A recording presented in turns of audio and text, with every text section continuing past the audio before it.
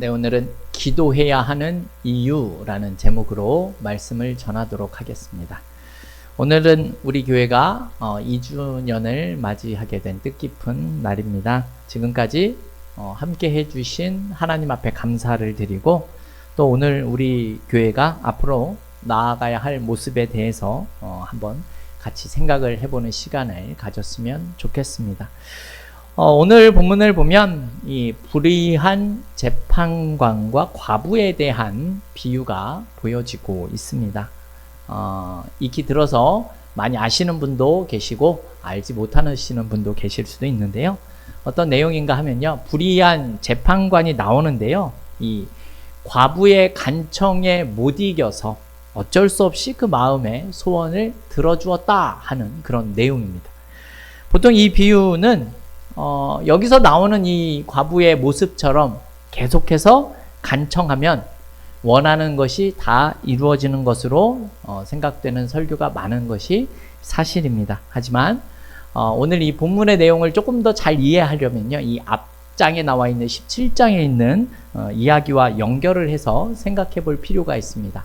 무슨 내용이 나오냐 하면요, 이 누가복음 17장 20절을 보게 되면 이 바리새인들이 하나님의 아들 예수 그리스도를 만나 하나님의 나라가 언제 임하겠느냐라는 사실을 물어봅니다. 즉, 종말이 언제 이루어지겠느냐, 이것을 물어보게 됩니다. 근데 예수님의 대답은 무엇인가 하면요, 하나님의 나라가 여기 있고 저기 있는 것이 아니라 너희 안에 이미 있다, 이렇게 말씀하시는 내용입니다. 이것이 무슨 뜻인가 하면요, 하나님의 나라가 여기 있다 저기 있다 언제 온다 뭐 이런 것이 아니라 이미 우리 안에 이루어져 있다라고 말씀하시는 내용입니다. 이 내용을 우리가 조금 어려운 말로 하게 되면 실현된 종말이라고 표현을 하기도 합니다. 마지막 때 이루어질 그 하나님의 나라가 이미 시작이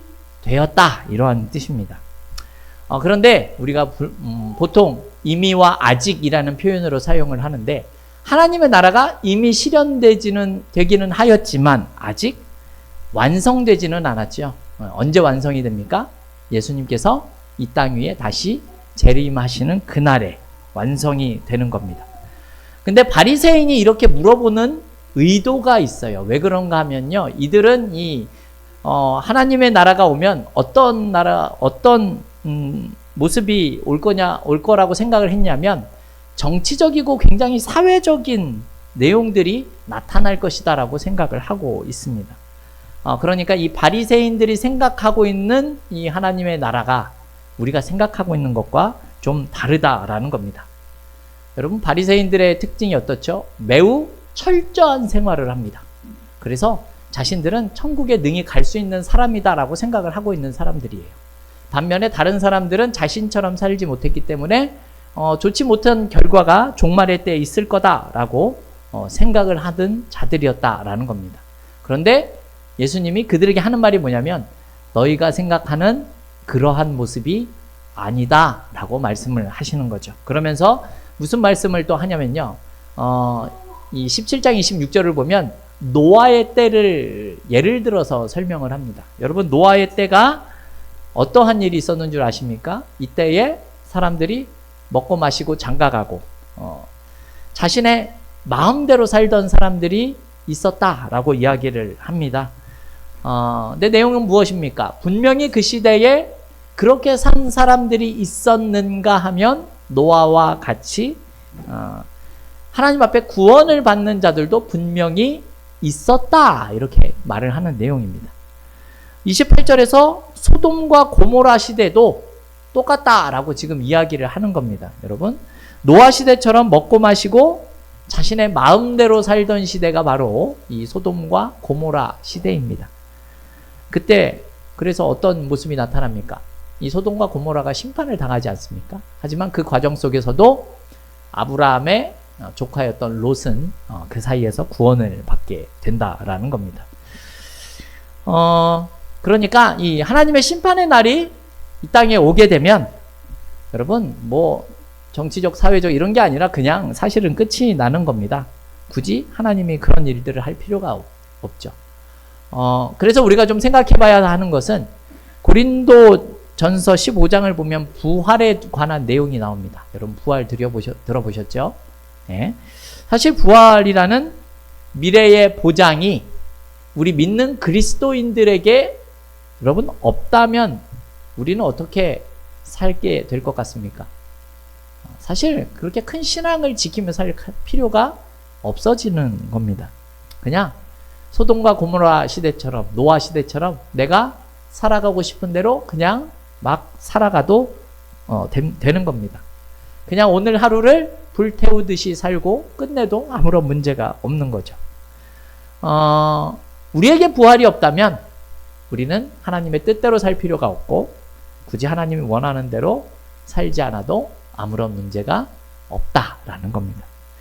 그러나 여러분 우리는 이 세상 사람들의 방법대로 살아가는 자들이 아니지요. 수단과 방법을 가리지 않고 살아가는 그러한 사람들의 모습이 아니다라는 겁니다. 왜냐하면 우리에게는 내일이 있고 부활이 있기 때문에 우리는 그렇게 살아가는 자들이 되어져야 한다라는 겁니다. 이러한 이해를 가지고 오늘 본문을 좀 생각할 필요가 있습니다. 오늘 본문과 어떠한 내용이 있는지를 좀 살펴보겠습니다. 오늘 본문을 보게 되면 우리가 읽어봤지만 불의한 재판관이 나옵니다. 불의한 재판관. 근데 이 재판관에게 한 과부가 찾아와서 내 원한을 좀 풀어주십시오. 이렇게 이야기를 하고 있다라는 겁니다. 근데 계속해서 얘기를 하는 겁니다. 그랬더니 이 불의한 재판관이 너무 괴롭다. 이 과부 때문에 이렇게 생각을 하는 겁니다.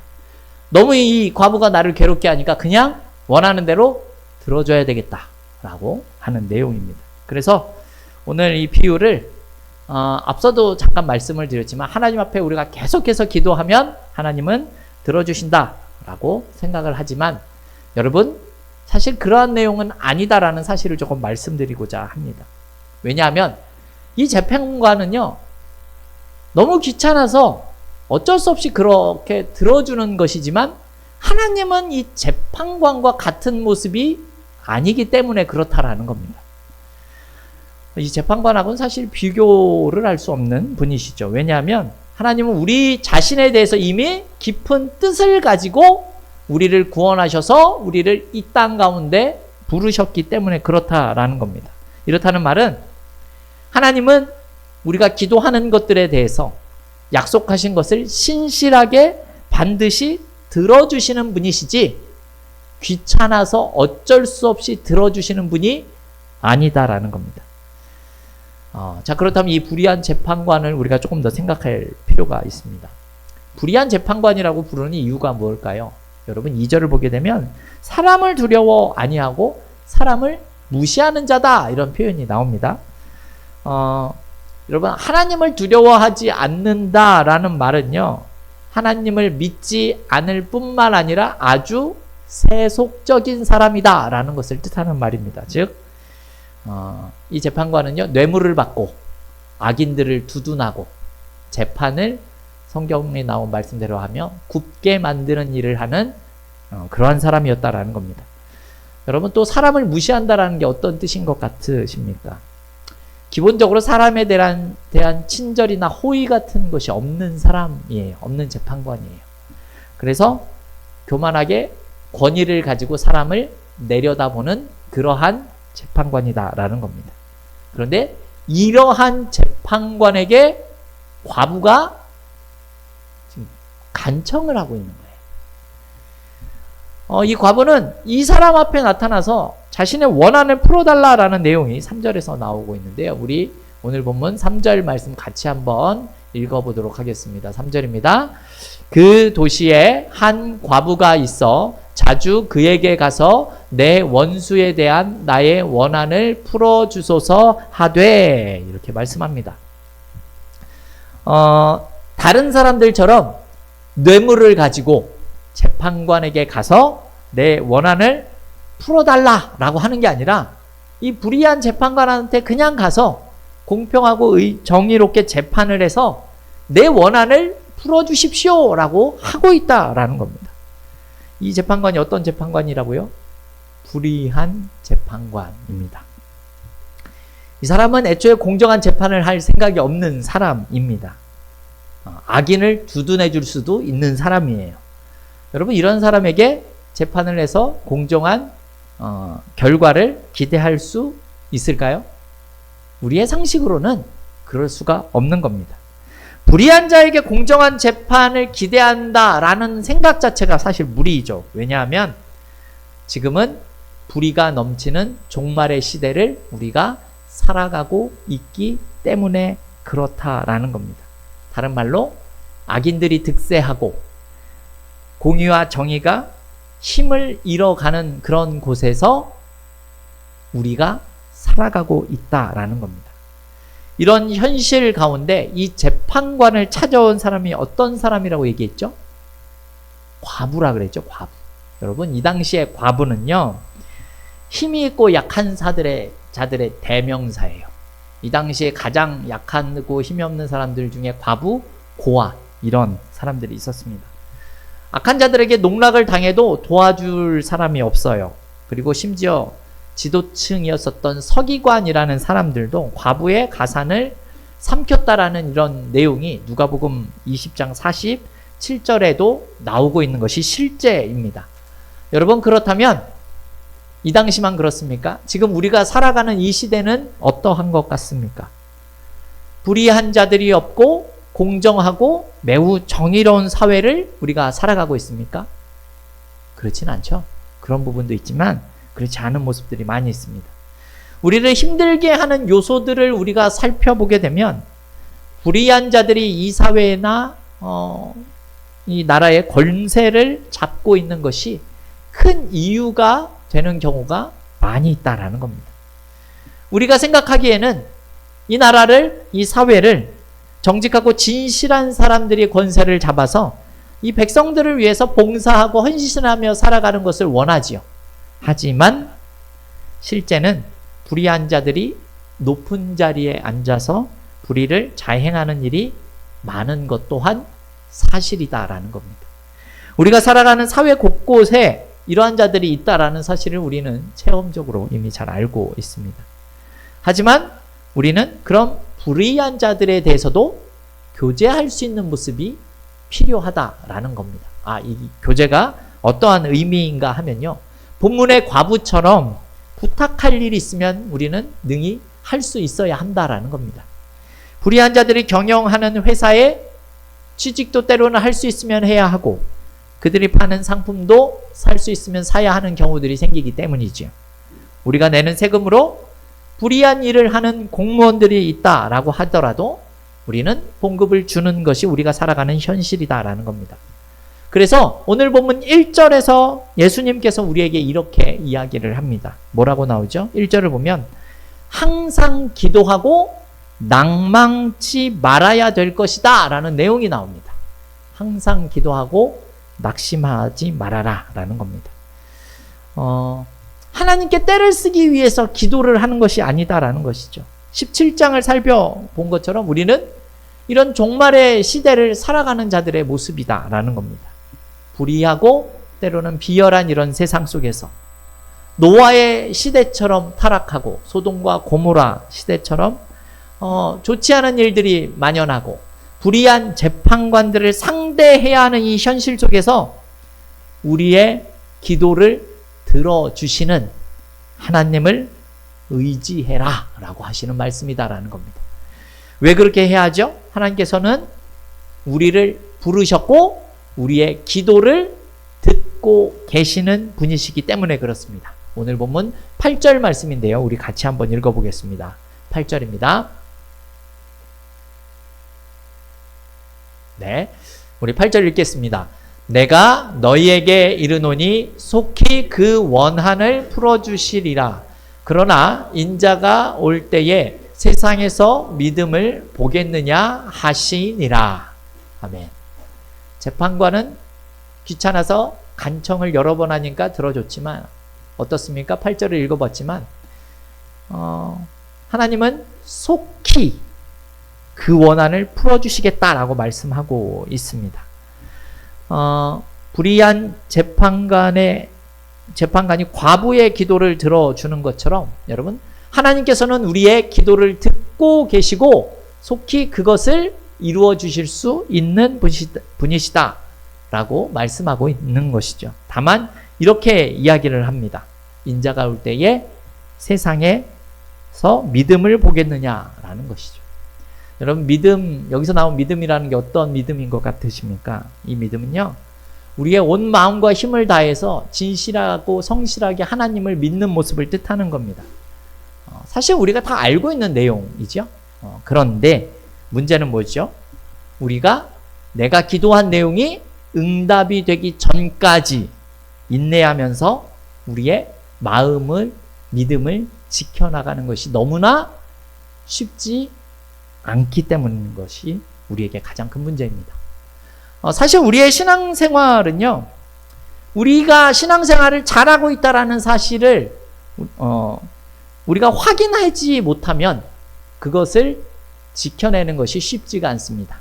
내가 신앙생활을 참 열심히 하고 있다라는 사실을 우리가 증명을 받지 못한다면 우리의 신앙이 내 신앙이 맞는 것인가에 대한 고민을 하게 된다라는 겁니다. 그래서 세상의 위협과 시험보다 하나님의 백성으로 사는 것이 훨씬 더 크고 가치 있는 일이다라는 사실을 우리가 알고 있지 못하다면 우리가 세상을 이겨내는 모습이 실제로 쉽지가 않다라는 것입니다. 그래서 우리에게 필요한 것이 바로 믿음이다라는 것이죠. 앞서 말씀을 드렸지만 우리는 이미 실현된 종말의 때를 살아가고 있는 거예요. 그래서 이 세상은 노아 시대처럼 소돔과 고모라 시대처럼 우리를 유혹하고 있습니다. 우리는 하나님보다 이 세상을 더 크게 볼 때가 있고 이 세상의 권력과 방법이 우리를 때로는 힘들게 할 때도 있습니다. 우리가 볼 때 이 세상은 여전히 비열한 것처럼 보여지고 공평하지 않고 불의한 재판관과 같은 사람들이 힘을 얻고 득세하고 있는 시대에 우리가 살아가고 있다는 겁니다. 그래서 우리가 살아가는 이 시대가 참으로 만만하지 않다라는 거죠. 우리의 믿음이 크면 이 세상의 고난과 위협을 이겨낼 수 있는 것은 맞지만 여러분, 우리가 믿음을 가지고 살아갈 때에 이 세상에서의 고난이나 고통을 면제받는 것은 아니기 때문에 우리가 힘들게 살아가는 것이죠. 사실 우리는 이 세상의 그 불의 속에 더 저항하는 모습으로 살아가기 때문에 우리가 더 힘든 삶을 사는 것이 맞는 것 같습니다. 하지만 여러분, 기억하셔야 하는 것은요, 예수님께서도 산헤드린 공의회의 그 불의한 재판을 받으셨고 그 판결을 받아들이셨다라는 사실을 우리는 기억할 필요가 있습니다. 빌라도의 옳지 못한 판결도 예수님은 받아들이셨습니다. 사도 바울은 죄가 없었지만 로마로 가기 위한 그 목적 때문에 불의한 재판의 결과를 받아들여야만 했습니다. 여러분, 이것이 무슨 뜻입니까? 때로는 우리에게도 불의한 모습을 받아들여야 할 때가 있다라는 겁니다. 우리가 억울한 일을 만날 수도 있는 겁니다. 그러면 여러분, 우리가 어떻게 해야 하는 것입니까? 우리의 기도를 들으시는 하나님께 기도해야 한다라는 겁니다. 제가 사실은 이 말씀을 준비하면서 설립 2주년 이 예배 때 좀 무거운 주제를 전달하는 것 같은 생각이 들었던 것이 사실입니다.